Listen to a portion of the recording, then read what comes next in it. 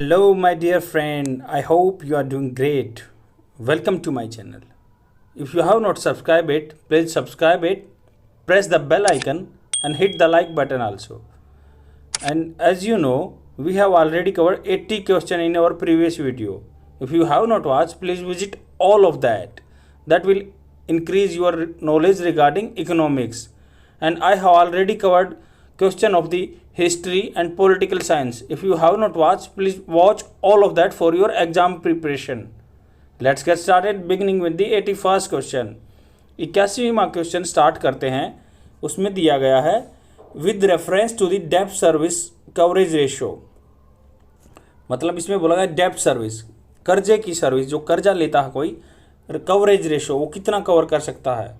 Consider the following statements.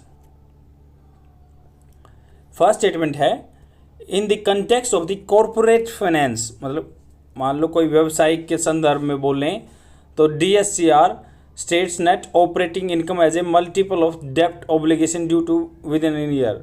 मतलब एक साल में किसके कितना देनदार है, कोई इतना कर्जा है उसके ऊपर, अगर वो उसको पे कर पा रहा है तो कॉरपोरेट के हिसाब में ये बोला जाता है। And the second statement is in the context of the personal finance. मतलब अगर एक व्यक्तिगत किसी पर्सनल आदमी के संदर्भ में कहा जाए तो DSCR is a ratio use by bank loan officer. जो बैंक का लोन ऑफिसर है to determine income property loan. मतलब पहले उसने कितना प्रॉपर्टी लोन ले रखा है और क्या वो दे सकता है लिमिटेड टाइम में वापस। And the third statement is in the context of the government finance. मतलब गवर्नमेंट के फाइनेंस में DSCR का क्या मतलब है, is the amount of the export earning needed by a country to meet principal payment on its external डेब्ट। मतलब जो एक्सटर्नल दूसरे देशों से कर्जा लिया हुआ है उसको कर्जा मतलब देने के लिए, पे करने के लिए क्या हमारा एक्सपोर्ट सफिशिएंट है। Which of the statements given above is और आर करेक्ट। आप अपना आंसर मार्क कीजिए, साथ के साथ प्रैक्टिस करते रहेंगे तो आपको चीज़ें लंबे टाइम तक के लिए याद रहेंगी। और यही की है सक्सेस की, सब इसी तरीके को फॉलो करते हैं तभी आगे जा पाते हैं। और ये हिंदी के स्टूडेंट के लिए हिंदी में क्वेश्चन प्रोवाइड किया हुआ है, क्वेश्चन विद आंसर। आप अपना आंसर मार्क कीजिए। इसके डी आंसर ठीक है, फर्स्ट सेकंड एंड थर्ड तीनों करेक्ट हैं। एक्सप्लेनेशन देखते हैं। इसमें बोला गया है कि द डेब्ट सर्विस कवरेज रेशो, मतलब आपका कितना कर्जा ले रखा है और कितना रेशो कवर कर रहा है उसको ही बोलते हैं डेब्ट सर्विस कवरेज रेशियो DSCR।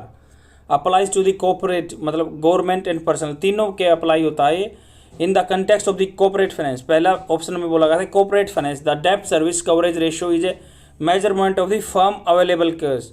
मतलब जो फर्म के पास अवेलेबल केस है, cash flow to pay current डेप्ट ऑब्लिगेशन। मतलब जो करंट में कर्जा है कंपनी के पास उसका पे करने के लिए सफिशिएंट है। The DSCR shows investor whether a company has enough income to pay its डेप्ट। मतलब ये इतना ही बताता है कि कंपनी के पास इनफ पैसा है क्या उसके डेप्ट जो कर्जा है उसको पे करने के लिए, वही डेप्ट सर्विस कवरेज रेशो बोलता है। In the context of the government finance, मतलब गवर्नमेंट के फाइनेंस के बारे में बात करें तो is the amount of export earning needed. मतलब कितना एक्सपोर्ट करना है by a country to meet annual interest and principal payment of external डेब्ट। मतलब कितना एक्सपोर्ट और करना है देश को कि उसके जो पैसा लिया हुआ है बाहर से और उसका इंटरेस्ट पे कर सकें। और पर्सनल फाइनेंस, किसी व्यक्तिगत आदमी के बारे में बात करें तो it is a ratio use by the bank loan officer. जो बैंक का लोन ऑफिसर है डिटरमाइन, डिसाइड करने के लिए इनकम प्रॉपर्टी लोन, मतलब उसके पास कितनी इनकम है और कितना लोन ले रखा प्रॉपर्टी पे।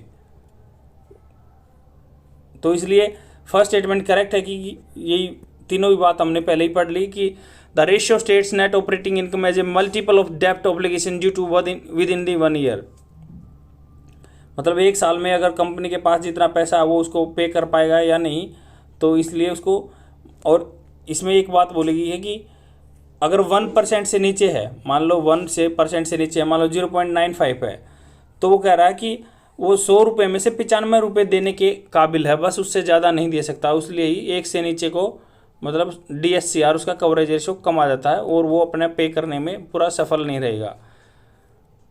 एंड थर्ड स्टेटमेंट में वही बोला गया कि व्यक्तिगत रूप में अगर उसके पास इतने बैंक ऑफिशियल जो देखते हैं इतनी प्रॉपर्टी है, पैसा देने की काबिलियत है, तो उसी के बेस पे उस पर लोन मिलता है, इसीलिए बोलते हैं इसको डेब्ट service coverage ratio. Next question देखते हैं। 82nd question regarding this central employment guarantee council, मतलब जो केंद्रीय सरकार का जो एम्प्लॉयमेंट की गारंटी का काउंसिल बनाई हुई है, which was in the news recently, consider the following statement, उसके बारे में स्टेटमेंट दी हुई है। Statement 1, it is constituted under the Mahatma Gandhi national rural employment act, MNREGA बोलते हैं जिसको, क्या उस 2005 के मनरेगा के एक्ट बनाएगी है, काउंसिल जो बनाएगी है एम्प्लॉयमेंट की सेंट्रल गवर्नमेंट ने। The council aims to promote organise sector employment in the rural India, मतलब काउंसिल का क्या एम है, उद्देश्य है, promote organise sector. Organise sector वो होते हैं जो फॉर्मल सेक्टर होते हैं जिनमें टैक्स पे करते हैं आदमी, क्या यही पर्पज है। And the third statement, it is chair by the ministry of rural development, इसको चेयर करता है मिनिस्ट्री ऑफ रूरल डेवलपमेंट। आपको बताना है कौन सा आंसर करेक्ट है इन स्टेटमेंट दी गई में से, आप अपना आंसर मार्क कीजिए। इसका आंसर सी है, फर्स्ट एंड थर्ड आंसर इसका करेक्ट है। यही जून 2020 की बात है ये कि 21st meeting of the central employment guarantee council was held, मतलब 21वीं बैठक हुई थी जो सेंट्रल एम्प्लॉयमेंट गारंटी, मतलब सबको एम्प्लॉयमेंट देने की गारंटी काउंसिल बनाई गई है इस बेस पे, उसकी 21 मीटिंग में क्या डिसाइड हुआ है, तो सेंट्रल गवर्नमेंट जो central employment guarantee council was constituted under the section 10 of the MNREGA, मतलब इसके सेक्शन 10 के अंडर मनरेगा जो 2005 का एक्ट है उसके सेक्शन 10 के अकॉर्डिंग ये बनाई गई है। स्टेटमेंट 2 इनकरेक्ट है। The function of this council is to advise the government about the implementation of the scheme and monitoring redressal mechanism for the scheme. MNREGA provides manual labor in rural area hence not related to the organized sector, मतलब मान लो rural area में MNREGA act है और council भी जो local आदमी के लिए जॉब के लिए बनाई गई है, तो इसलिए ऑर्गेनाइज सेक्टर तो वो होते हैं जिनमें गवर्नमेंट जॉब लगा लो या फिर फॉर्मल जॉब लगा लो तो वो उसमें काउंट नहीं होते, इसमें तो अनऑर्गेनाइज सेक्टर काउंट होता है। And third statement is correct, the council is chair by the ministry of rural development, क्योंकि गांव के विकास के लिए तो मिनिस्ट्री ऑफ रूरल डेवलपमेंट ही इसका हेड करेगा। And the body prepares an annual report regarding implementation of the scheme which is tabled before the parliament, मतलब एक रिपोर्ट तैयार करी जाती है कि कितनी जॉब दे दी, कितनी देनी है, और वो पार्लियामेंट में टेबल पे रखी जाती है। नेक्स्ट क्वेश्चन देखते हैं, 83rd question, which of the followings are constitutes of the secondary sector of the economy, मतलब प्राइमरी सेक्टर बोलते हैं हम, सेकेंडरी सेक्टर बोलते हैं। प्राइमरी सेक्टर और सेकेंडरी सेक्टर में आपको डिफरेंस पता रहा होगा। प्राइमरी में क्या होता है, जो डायरेक्टली जो नेचुरल रिसोर्सेज है उनसे कनेक्टेड है उनको प्राइमरी रिसोर्सेज बोलते हैं। सेकेंडरी जो है मैन्युफैक्चरिंग गुड वगैरह होती हैं जो इंडस्ट्री में बनती हैं। तो फर्स्ट स्टेटमेंट बोला गया आयरन और माइनिंग, मतलब हम लोहे की खान से लोहा निकाल रहे हैं तो क्या वो प्राइमरी सेक्टर है। The second one electricity generation, अगर बिजली पैदा कर रहे हैं वो कौन सा है, प्राइमरी या सेकेंडरी। एंड थर्ड है production of the pickles by the self help group. Self help group के बारे में हमने कंप्लीट डिस्कस किया था कि कुछ समाज की कुछ लेडीज़ हैं जिनकी फाइनेंशियल कंडीशन ठीक नहीं है, वो इकट्ठा होकर कुछ कार्य करने लगती हैं, तो वो अचार बना रही हैं सेल्फ हेल्प ग्रुप के, क्या वो सेकेंडरी में आता है या प्राइमरी में आता है। मोबाइल मेकिंग फ़ोन्स, जो मतलब मोबाइल फ़ोन बना रही है कंपनी, वो किस में आता है, प्राइमरी या सेकेंडरी में। आप अपना आंसर मार्क कीजिए, इनमें से कौन सा करेक्ट है। ये बिल्कुल ही कॉमन सेंस का क्वेश्चन है कि प्राइमरी कौन से होते हैं, सेकेंडरी कौन से होते हैं। सेकेंड एंड फोर्थ इसका करेक्ट है। फर्स्ट स्टेटमेंट और थर्ड इनकरेक्ट है, क्योंकि जो बोला गया the primary sector includes all those activities the end purpose of which constitutes in exploiting natural resources, मतलब जो नेचुरल रिसोर्सेज का डायरेक्ट एक्सप्लॉइटेशन, मतलब उनका यूटिलाइजेशन करता है, तो उसको ही बोलते हैं प्राइमरी सेक्टर। जैसे एग्रीकल्चर हो गया, फिशिंग हो गया, फॉरेस्ट्री हो गया, मतलब मछली पकड़ना हो गया, जंगलों की लकड़ी यूज करना हो गया, माइनिंग हो गया, धरती को खोद के कुछ हम मिनरल निकाल रहे हैं उसके लिए, या जो पिकल मेकिंग बाई जो सेल्फ हेल्प ग्रुप की पिकल बनाती है, अचार बनाते हैं, वो उसमें काउंट नहीं होगा क्योंकि ये सेकंड में आ गया, कॉटेज इंडस्ट्री में आ गया, which is essentially agriculture and allied sector. And second and fourth correct हैं। जो secondary sector of the economy includes economic sectors that create finished and usable products, मतलब फिनिश हो गया, मोबाइल तो फिनिश प्रोडक्ट है, और उससे पहले जो था सेकंड ऑप्शन में वो भी मतलब मैन्युफैक्चरिंग गुड में आ गया, तो इसलिए हम उसको सेकेंडरी बोलेंगे। नेक्स्ट क्वेश्चन देखते हैं, 84th question, with reference to the non banking finance company. जो नॉन बैंकिंग फाइनेंस कंपनी होती हैं, हम कई दिन से डिस्कस करते आ रहे हैं, पहले क्वेश्चन में भी किया है कि नॉन बैंकिंग फाइनेंस कंपनी कौन सी होती हैं। कंसीडर द फॉलोइंग स्टेटमेंट, उनके बारे में स्टेटमेंट दी हुई हैं। Statement 1, they are registered under the banking regulation act 1949। मतलब बैंकिंग रेगुलेशन एक्ट 1949 के अंदर इनको रजिस्टर किया हुआ है। And the second statement is they are the not part of the payment and settlement system and can not issue cheque. मतलब ये इस चेक इशू नहीं कर सकते नॉन बैंकिंग फाइनेंस कंपनी। क्या ये क्वेश्चन पूछा गया है। The third statement is deposit insurance facility is available to deposition and non banking finance company. मतलब हमें भी क्रेडिट गारंटी का जो हमने कल किया था कि डिपॉजिट आपका पैसा जमा आता है उसको गारंटी भी मिलती है, इंश्योरेंस होता है। Which of the statements given above are correct. ऊपर दी गई स्टेटमेंटों में से कौन सा करेक्ट है, आप अपना आंसर मार्क कीजिए, तब तक मैं आपको एग्जैक्ट आंसर बताता हूँ। सेकंड एंड थर्ड इसका ट्रू है। एक्सप्लेनेशन में दिया गया है कि नॉन बैंकिंग इंस्टीट्यूशन या नॉन बैंकिंग फाइनेंस कंपनी, मतलब जो बैंक में इंक्लूड नहीं होता बट वो फाइनेंस करते हैं, उनको ही बोलते हैं non banking finance company. Is a company that has principal business of receiving deposits. मतलब उसका प्रिंसिपल होता है, मेन काम होता है डिपॉजिट्स को पैसे जमा करना अंडर एनी स्कीम और arrangement in one lump sum. Lump sum होता है मतलब लगभग एक लमसम एक में, और instalments by the way of contribution of any other. मतलब इंस्टॉलमेंट में पैसे जमा करना या लमसम इकट्ठा एक बार करना, उसका नॉन बैंकिंग फाइनेंस कंपनी का काम होता है। फर्स्ट स्टेटमेंट इसका इनकरेक्ट है क्योंकि जो non banking finance company register हुई है 1956 का जो रूल है फैक्ट्री एक्ट, कंपनी एक्ट, और 2013 में अमेंड हुआ था, ये बैंकिंग रेगुलेशन एक्ट के अंडर नहीं आती हैं। सेकंड और थर्ड स्टेटमेंट करेक्ट है। Non banking finance lend and make investment and thus practice are close to those of the banks. मतलब बैंक जैसा ही काम है, पैसा लेता है और पैसा लोन पे देता है। However these are few distinction as out below. मतलब नीचे की कुछ डिस्टिंक्शन होते, जैसे non banking finance DD demand draft नहीं दे सकता। नॉन बैंकिंग फाइनेंस क्या है, मतलब चेक भी इशू नहीं कर सकता किसी को, क्योंकि ये पेमेंट एंड सेटलमेंट जो इशू होता है उसका वो है नहीं।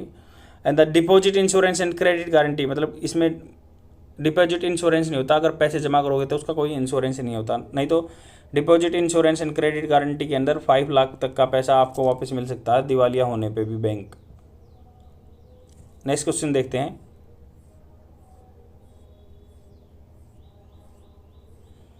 85th question, consider the following statements regarding angel law.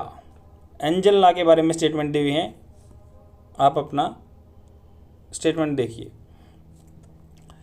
The percentage of income allocated in a household by for food purchases decreases as income rises.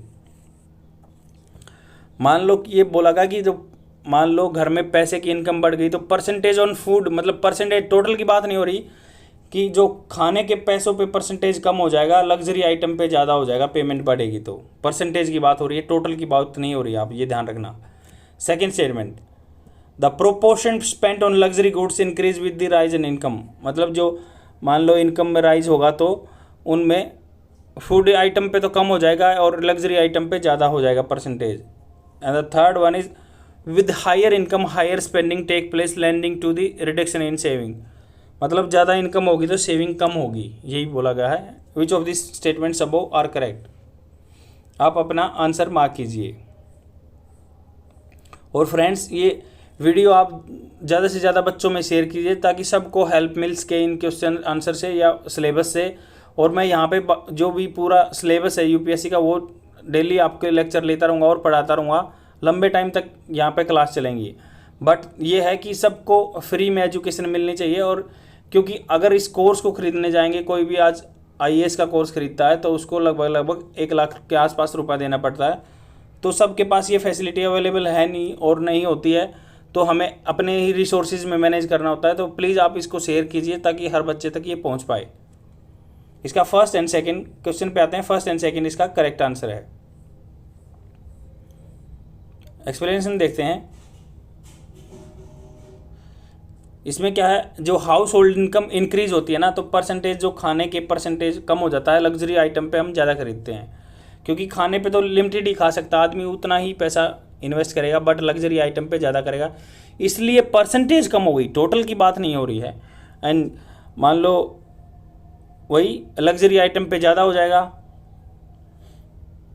Third statement क्या है, as per Engel law the higher income दो there is a increase in spending on luxury goods and there is a increase in saving as well. मतलब क्या है, जब पैसा मान लो आदमियों के पास ज़्यादा आएगा तो लग्जरी आइटम पे भी ज़्यादा खर्च करेगा और सेविंग भी ज़्यादा होगी। एंजल लॉ के अकॉर्डिंग है ये बात। नेक्स्ट क्वेश्चन देखते हैं। एंजल एक इकोनॉमिक्स थे जिसने प्रिंसिपल दिया था और वही बहुत बंदे इसी बेस पे अपना बिजनेस भी सेटअप करते हैं। Recently the IT act agreement मतलब information technology agreement also known as ITA 1 was in the news. Consider the following statements regarding ITA। मतलब इंफॉर्मेशन टेक्नोलॉजी एग्रीमेंट क्या है उसके बारे में स्टेटमेंट दी हुई है। फर्स्ट स्टेटमेंट है, it is a plurilateral agreement enforce by the world trade organization. मतलब प्लूरल लेटरल मतलब कई देशों के बीच में क्या है, वर्ल्ड ट्रेड ऑर्गेनाइजेशन के द्वारा इन्फोर्स किया हुआ एग्रीमेंट है। It aims to eliminate tariff applies on IT goods protected under the agreement. मतलब क्या है, जो IT एक्ट के अंडर जो प्रोटेक्ट की हुई हैं चीज़ें उन पर ज़्यादा टैरिफ लगाते हैं, टैक्स लगाते हैं, तो उसके बारे में ये रोकने के लिए है। And the third one is India is not a member of this agreement. Which of the above statements are correct. ऊपर दी गई स्टेटमेंटों में से कौन सी करेक्ट है। आप अपना आंसर मार्क कीजिए, साथ के साथ अटैम्प्ट करते चले। और गलत हो रहा है तो कोई दिक्कत नहीं, आप सीख के जाओगे, एक्सप्लेनेशन से पता चलेगा। जो मैं आपको बता रहा हूँ लंबे टाइम तक याद रहेगा। फर्स्ट एंड सेकंड इसका करेक्ट है।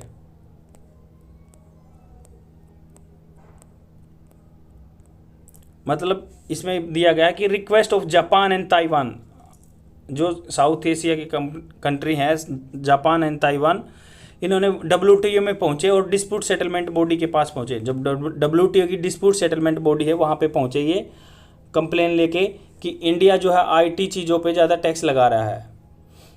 तो इन्होंने उसके लिए बोला गया कि duties impose by India on the ICT goods, जो इंफॉर्मेशन टेक्नोलॉजी के गुड्स हैं उन पे, सेल फोन पे ज़्यादा टैक्स लगा रहा है। तो फर्स्ट स्टेटमेंट करेक्ट है, क्योंकि ये WTO का एग्रीमेंट है जो बहुत सारे देश मिलके 1996 में, क्योंकि WTO में एक होती है मिनिस्ट्रियल कॉन्फ्रेंस बोलते हैं उसको। तो मिनिस्ट्रियल कॉन्फ्रेंस 1996 के दौरान ये आया था कि रूल हमें जो IT की जो भी चीज़ें इस एक्ट में रखी गई हैं उसको टैक्स नहीं लगाना, कम लगाना। मतलब since the number of participant has grown from 282, मतलब 82 थे पहले 1996 में, अब वो 97 हो गए हैं products. Participants are committed to complete removal tariff applied to the IT goods protected by the agreement. मतलब जो इस एग्रीमेंट के द्वारा प्रोटेक्टेड किए गए थे आइटम उन पे कंप्लीटली रिमूव करना है टैरिफ, मतलब टैक्स नहीं है लगाना है। Aim to lower the tax and tariff on information technology products to zero. मतलब जो IT प्रोडक्ट है, मोबाइल है या IT के कंप्यूटर वगैरह हैं, उन पे टैक्स जीरो लेके आना है। ये एग्रीमेंट 1996 में ministerial conference of the world trade organisation के बीच में हुआ था। एंड इसमें क्या कहा कि ट्रेड डेवलप करने के लिए, एसेस करने के लिए IT टेक्नोलॉजी शायद सभी गरीब देशों के पास भी हो, तो इसलिए ये रूल बनाया गया था। और ये इम्प्लीमेंट हुआ था 1997 में, 1996 में ये डिसाइड किया गया था और 2000 तक ये कंप्लीट हुआ। और थर्ड स्टेटमेंट इनकरेक्ट इसलिए है कि जो ITA 1 है या इंफॉर्मेशन टेक्नोलॉजी एग्रीमेंट है प्लूरिलेटरल है एंड इंडिया ज्वाइन कर चुका था 1997 में। 25 मार्च 1997 में इंडिया मेंबर बन चुका था। इसलिए जापान और ताइवान WTO वापस गए हैं कि इंडिया टैक्स लगा रहा है जो IT प्रोडक्ट हैं लाइक मोबाइल फ़ोन वगैरह पे, जो जापान से या ताइवान से बन के आते हैं। नेक्स्ट क्वेश्चन देखते हैं। With respect to the index of the industrial production IIP, arrange the following industry in the decreasing order of the IIP। Weightage मतलब क्या है, इंडस्ट्री जो मान लो इंडेक्स आता है, index of the industrial production मतलब इंडस्ट्रियों में कितना प्रोडक्शन हो रहा है उसका इंडेक्स जारी किया जाता है, उसके बारे में स्टेटमेंट दी गई हैं। उनके वेटेज के अकॉर्डिंग हमने उनको लगाना है। जैसे पेट्रोलियम रिफाइनरी प्रोडक्शन, इसका वेटेज कितना है पेट्रोलियम रिफाइनरी प्रोडक्ट का, और ये बहुत ही इंपॉर्टेंट क्वेश्चन है। सेकंड नंबर पे इलेक्ट्रिसिटी, सेकंड नंबर पे क्या इलेक्ट्रिसिटी आता है, थर्ड पे कोल एंड फोर्थ पे फर्टिलाइज़र। आप अपना आंसर मार्क कीजिए कि आईआईपी में कौन सा नंबर पे आता है परसेंटेज के हिसाब से, वेटेज के हिसाब से। First, second, third, fourth correct है। मतलब ये है कि सबसे ज़्यादा जो रिफाइनरी प्रोडक्ट हैं उनका कैलकुलेशन में आता है आईआईपी में। और इसमें क्या है, ये हर मंथ क्या पब्लिश मंथली होता है ये आईआईपी जो है। और ये कौन जारी करता है, इंडस्ट्रियल ये यहाँ वन लाइनर क्वेश्चन ये होगा सीएसओ, सेंट्रल स्टैटिकल ऑर्गेनाइजेशन। ये पहले NSSO, national sample survey office plus national survey office ये होता था, तो अब इसको सीएसओ बना दिया गया है, सेंट्रल स्टैटिकल ऑफिस। तो हर मंथ इसका इंडेक्स आता है और ये कुछ हफ्ते के बाद आता है, जैसे कुछ क्योंकि डाटा इकट्ठा करने में टाइम लगता है तो कुछ सप्ताह के बाद आता है। और इसमें जब सबसे ज़्यादा आप ऐसे जाते तो पेट्रोलियम का प्राइस ज़्यादा फ्लक्चुएशन होता है तो उसको 28% वेटेज दिया गया है। रिफाइनरी, पेट्रोलियम के रिफाइनरी प्रोडक्ट्स हैं। इलेक्ट्रिसिटी को दूसरे नंबर पर रखा गया है और कोल को थर्ड नंबर पर रखा गया है। और जो फर्टिलाइजेशन है उसको सब में लास्ट में रखा गया, उसका परसेंटेज सबसे कम है। बीच में और भी है, जैसे weightage of the industry, steel का क्या है 79, मतलब कोल से कम है स्टील का। एंड क्रूड ऑयल का है 8.98, नेचुरल गैस का 6.8, सीमेंट का है 5.7337, फर्टिलाइजर का सबसे कम है 2 पॉइंट। और ये आपको ये सीरीज में अच्छे से याद रखना है, तभी इसमें से क्वेश्चन हर साल आता है, पक्का गारंटी है। एक्स्ट्रा इन्फॉर्मेशन क्या है इसमें कि जो अप्रैल 2014 से electricity generation data from the renewable source are also included. मतलब 2014 से इलेक्ट्रिसिटी जो रिन्यूएबल सोर्स से, जैसे सूर्य ऊर्जा से या पवन ऊर्जा से जो हम एनर्जी ले रहे हैं, उस डाटा को भी इंक्लूड कर लिया गया है। और 2009 में कुछ जैसे स्टील के प्रोडक्ट्स हैं like hot rolled pickled and oil under the item cold rolled, मतलब एक स्टील के प्रोडक्ट को भी इंक्लूड किया गया है आईआईपी इंडेक्स में, industrial index of the industrial production. मतलब फैक्ट्रियों में कितना माल पैदा हो रहा है उसके ही परसेंटेज पे देश में बांटा गया है चीज़ों को। 88 क्वेश्चन देखते हैं। Consider the following statements with respect to the inventories.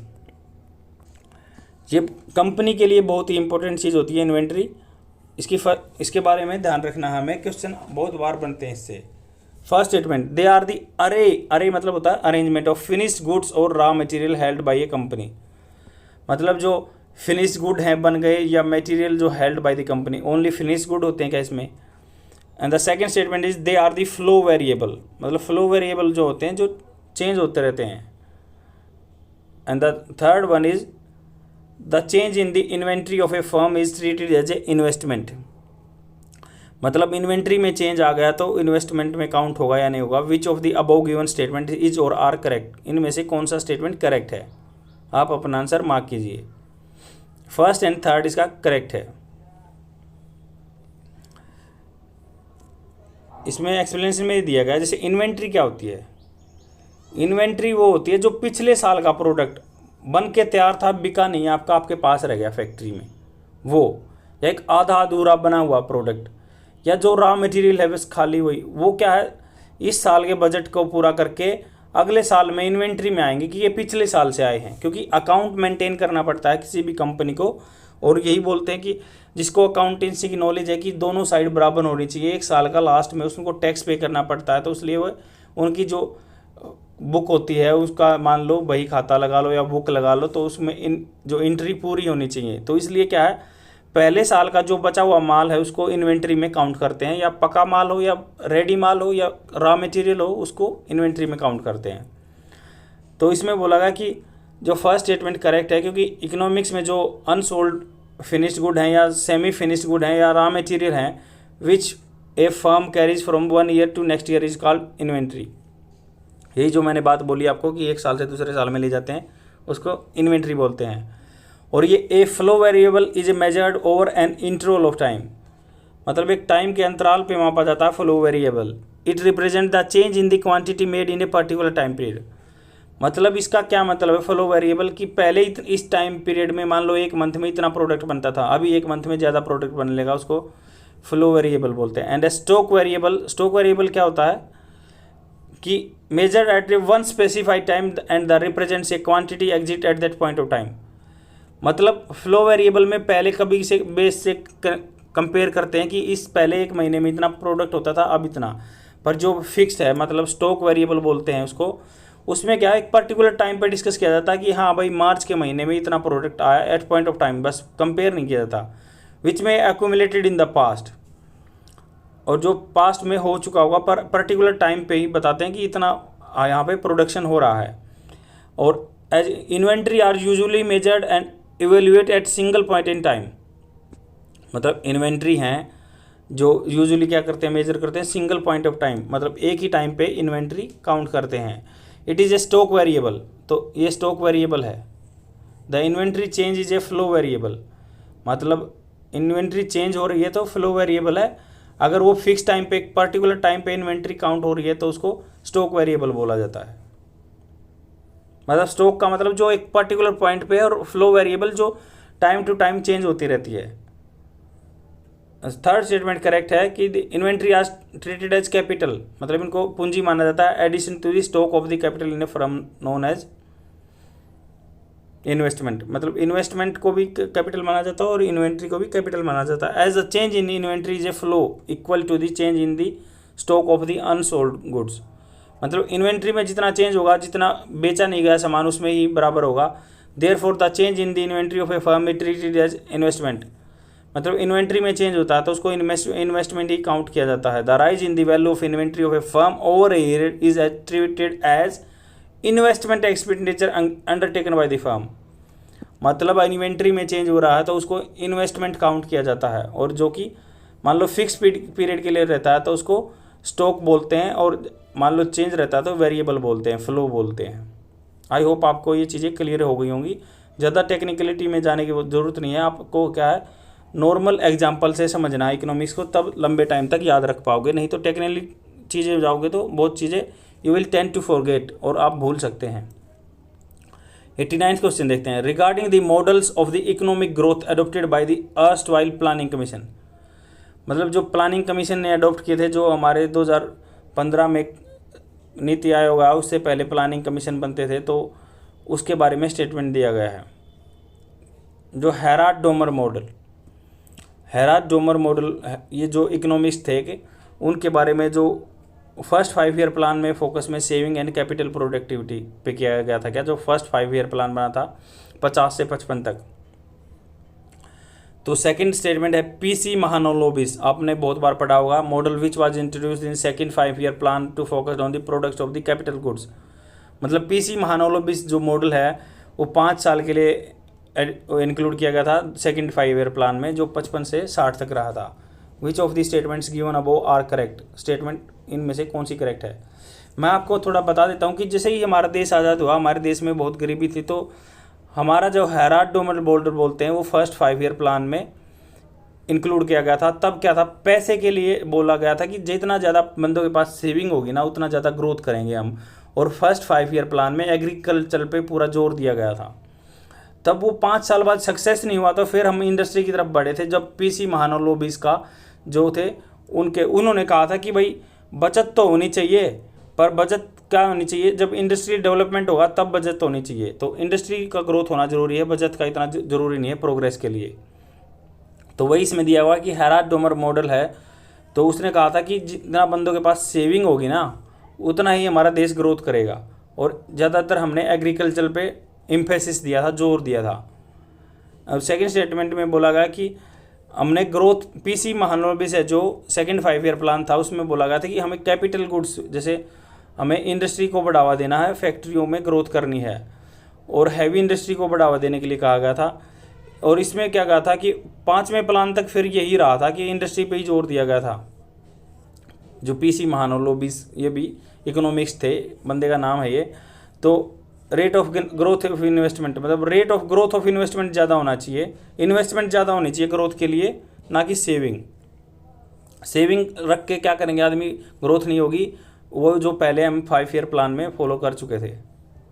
Next question देखते हैं।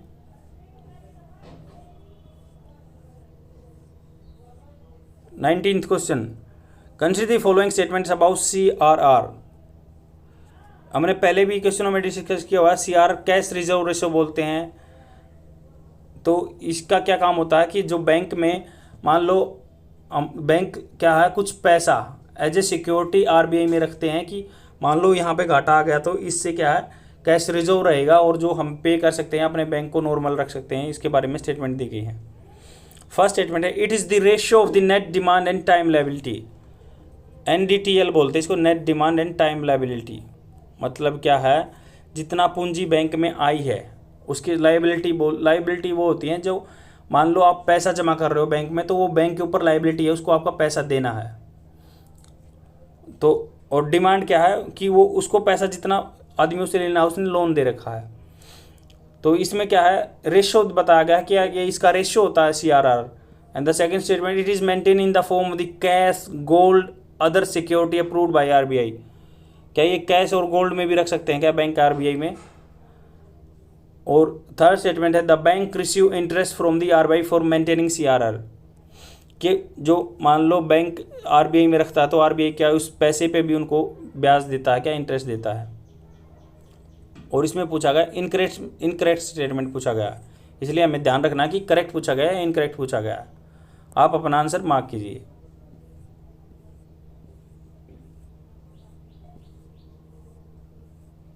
इसका D आंसर करेक्ट है, मतलब तीनों स्टेटमेंट गलत हैं इसकी। तो CRR के बारे में डिस्कस मैंने कर ही लिया कि CRR जो होता है कैश रिजर्व रेशियो होता है, कि पैसा रखना पड़ता है कॉमर्शियल बैंक को RBI में, कि वो एक इंश्योरेंस रहेगा कि आगे कोई भी दिक्कत आएगी तो इस पैसे को यूटिलाइज किया जा सकता है। और CRR is the ratio of the net demand and time liability. जितना मतलब पैसा है, टाइम लायबिलिटी है, डिमांड है, तो उसका परसेंटेज ही जो है उसको रखा जाता है वहाँ पे RBI में। और it is maintain in the form of the cash only. Cash only में किया जाता है, ना ही गोल्ड और ना ही स्पेशल ड्राइंग राइट वगैरह या फिर गवर्नमेंट सिक्योरिटी नहीं जमा किए जाते, सिर्फ कैश जमा करना होता है CRR में, जो कि मोर लिक्विडिटी होती है जिसमें, जो यूटिलाइज करा जा सकता है टाइम आने पे, उसको ही मोर लिक्विडिटी बोलते हैं। तो थर्ड स्टेटमेंट इनकरेक्ट इसलिए है क्योंकि bank do not receive any interest, मतलब इंटरेस्ट नहीं मिलता, क्योंकि ये किसने कहा था, Narasimhan committee 1991 had suggested the RBI could पे इंटरेस्ट ऑन द मेंटेनिंग से, मतलब सजेस्ट किया गया था, बल्कि अब तक ये इम्प्लीमेंट नहीं हुआ है। और ये हिंदी में आंसर प्रोवाइड किया हुआ है, हिंदी के स्टूडेंट यहाँ से देख सकते हैं। और चीज़ों को रिवाइज करते रहिए, तभी आपको चीज़ें बहुत लंबे टाइम तक याद रहेंगी। That's all for today. I will come tomorrow with more questions and please subscribe and share my channels among your friends so that they can get benefited. Keep learning. Bye.